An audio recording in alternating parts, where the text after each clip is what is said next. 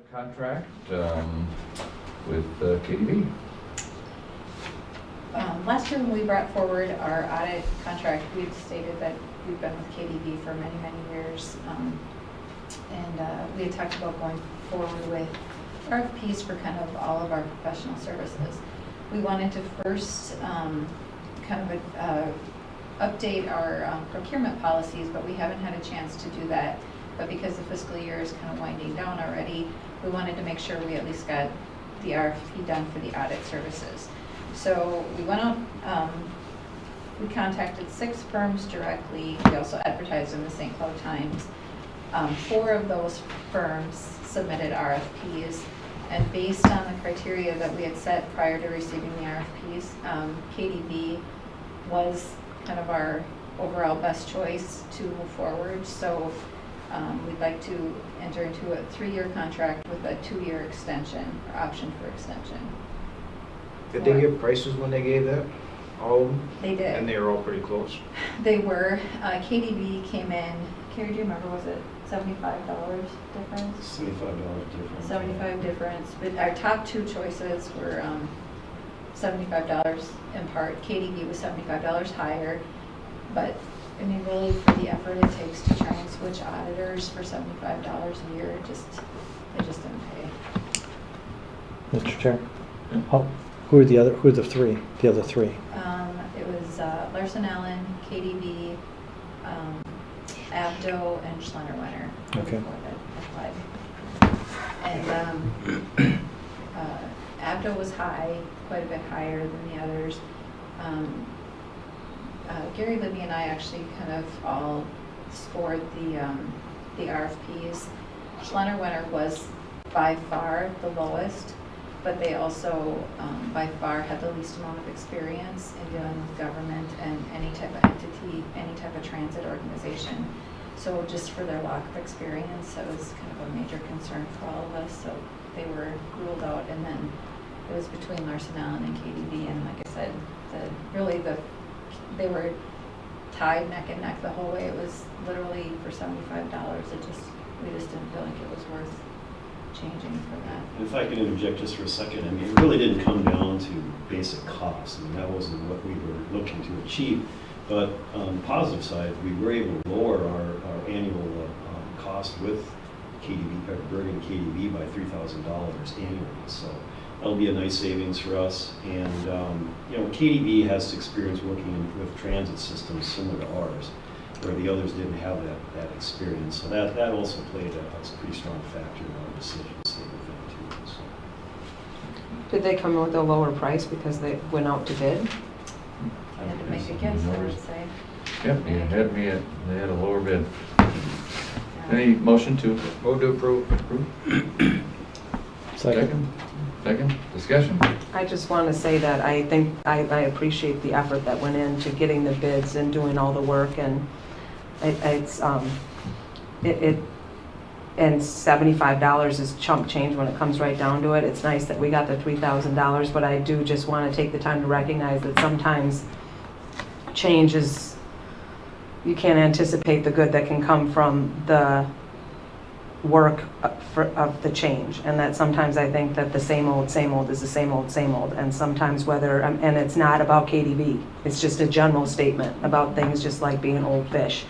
And I think I'm just somebody that likes to, and if it's extra work, then I think that sometimes you learn along the way because of the extra work, and you become stronger because of it. And so, I'm in favor of your choice to move forward with KDB. I just wanted to include that.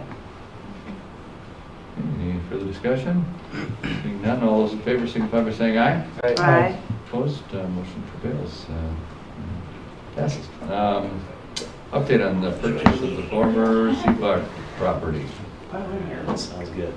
Well, Commissioners, if you recall, it was earlier this spring, we were approached by Don Matthews, who's the current owner of the old Seabuck property, which is to the south of the Metro Bus, if you're familiar with where that location is.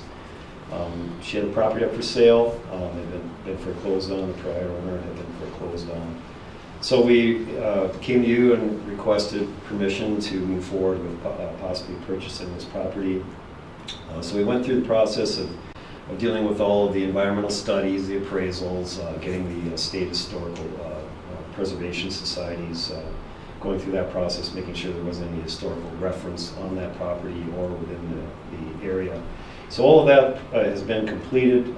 Just received a letter last Friday, I believe it was, from FTA Region 5. They've granted CE categorical exclusion for us, which is basically the environmental study approval that we're okay to move forward with negotiations with the current owner to purchase this property. So, and I just want to comment, this is typically a 6 to 9, maybe a 1-year process, and we got a great cooperation from FTA Region 5, from the State Historical Preservation Office, from all of our appraisers, both our environmental and cost or land acquisition cost appraiser.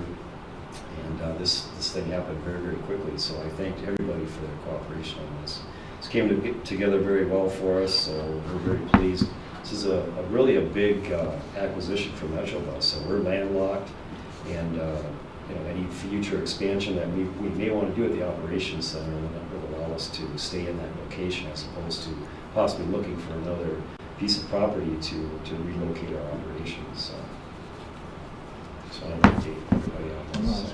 We still got to negotiate a purchase yet, Yeah. but we think we're in pretty good shape here. We got a very favorable appraisal on the land. I think it's going to play into our favor, and I think we're walking into a great situation here. So. Mr. Chair? Sorry. Sorry. Are you still communicating with her?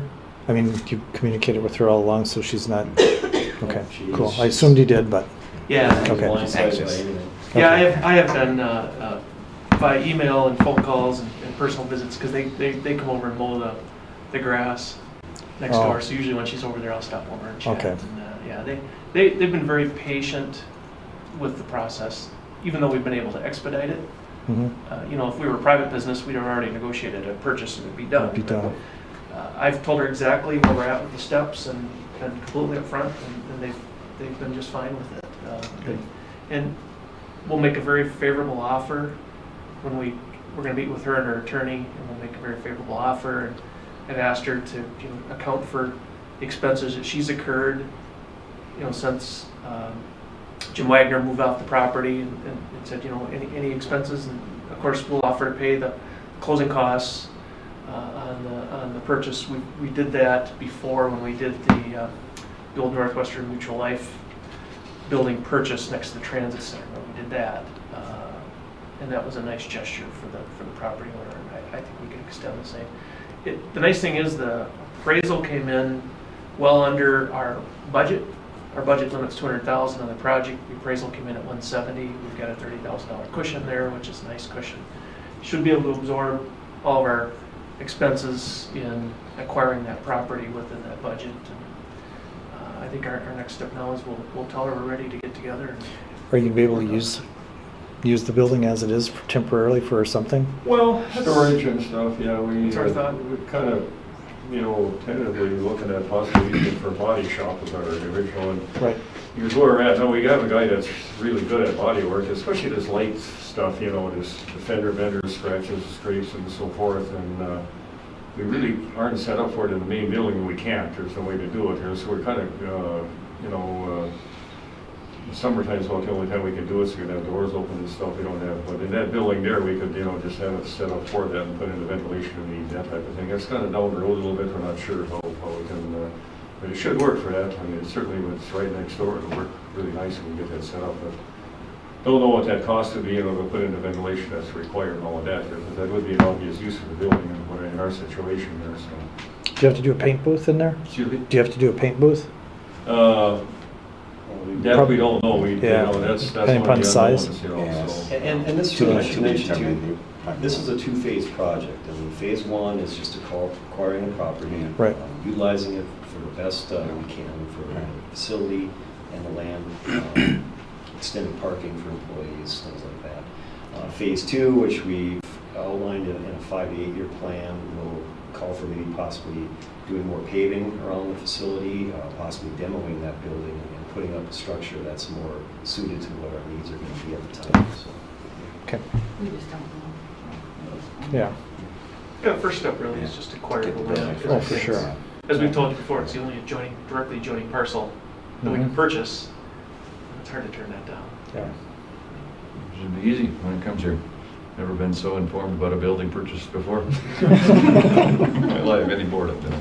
So it's good. Just like to ask questions. Yeah, no. Any other discussion or item? Oh, you asked my question. Oh. Any other items before the board?